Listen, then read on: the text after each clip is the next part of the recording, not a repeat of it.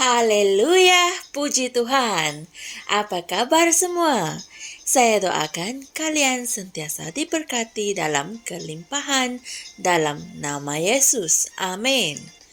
Bagi yang sedang menghadapi cabaran atau masalah, Pastor Chris ingin mengatakan sesuatu kepada kalian hari ini, di mana dia mengatakan bahwa pertempuran itu telah dimenangi. Amin. Puji Tuhan. Mari kita sama-sama renungkan. Ayat Injil pembukaan dipetik dari 2 Tawarikh 14 ayat 11 yang berbunyi, "Dan Asa berseru kepada Tuhan Allahnya dan berkata, Ya Tuhan, selain daripada Engkau, tidak ada yang dapat menolong yang lemah terhadap yang kuat. Tolonglah kami ya Tuhan Allah kami, kerana kepadamu-lah kami bersandar, dan dengan nama-Mu kami maju melawan pasukan yang besar jumlahnya ini. Ya Tuhan, Engkau Allah kami, jangan biarkan manusia mengalahkan Engkau." Haleluya.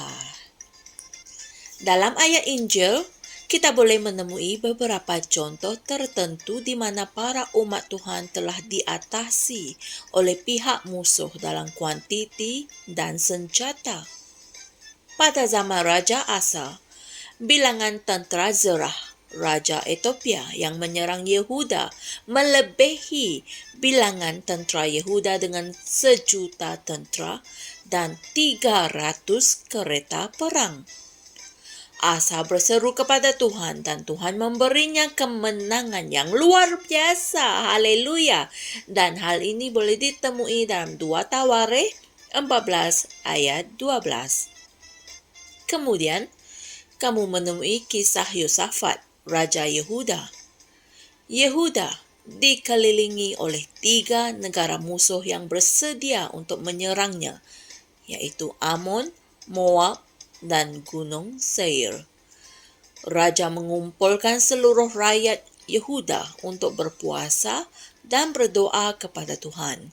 Dan Tuhan berfirman melalui satu pesanan nubuat yang tertulis dalam 2 Tawarikh 20 ayat 17 yang berkata, "Kamu tidak perlu bertempur dalam peperangan ini. Berdirilah di tempatmu dan lihatlah bagaimana Tuhan memberikan kemenangan kepadamu. Janganlah kamu takut atau gentar. Majulah besok menghadapi mereka, kerana Tuhan akan menyertai kamu." Haleluya!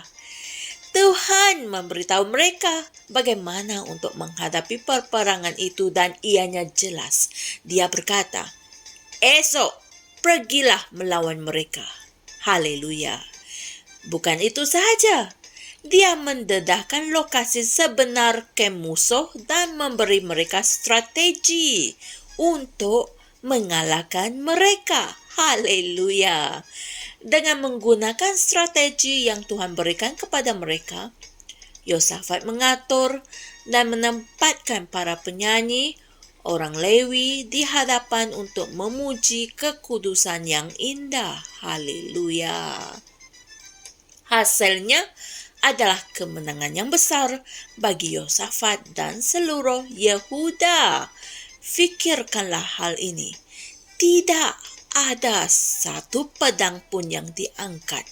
Namun, para umat Tuhan mencatatkan kemenangan yang luar biasa terhadap 3 buah negara musuh. Puji Tuhan. Inilah realiti kita sebagai makhluk baru dalam Kristus Yesus. Kita tidak dapat dikalahkan. Amin. Pertempuran telah dimenangi sebelum kita datang ke tempat kejadian. Amin. Apa yang Tuhan harapkan adalah untuk kita memujinya. Inilah yang mesti kita lakukan dalam gereja kita. Gereja kita harus dipenuhi dengan lagu-lagu pujian kepada Tuhan. Haleluya! Tidak kira apa yang kamu hadapi di dunia ini, tidak ada besanya. Hendaklah kamu dipenuhi dengan pujian dan menyembah Tuhan, Kerana pertempuran itu telah dimenangi. Amin. Sebab itulah dia berkata dalam Yakobus 1 ayat 2, Saudara-saudaraku, anggaplah sebagai suatu kebahagiaan apabila kamu jatuh ke dalam berbagai-bagai cobaan.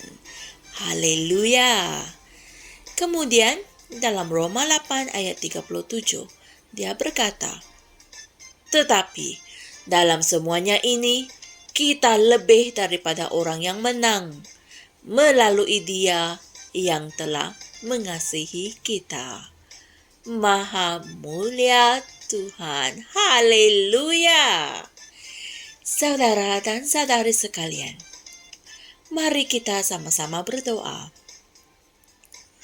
Aku bersyukur kepadamu, ya Tuhan, atas kemenangan dan kejayaan yang aku alami setiap hari.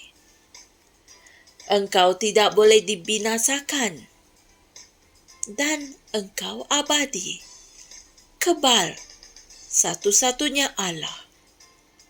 Segala kehormatan dan kemuliaan, keagungan, kekuatan, dan penguasaan, kuasa dan kekuasaan bagimu, sekarang dan selama-lamanya.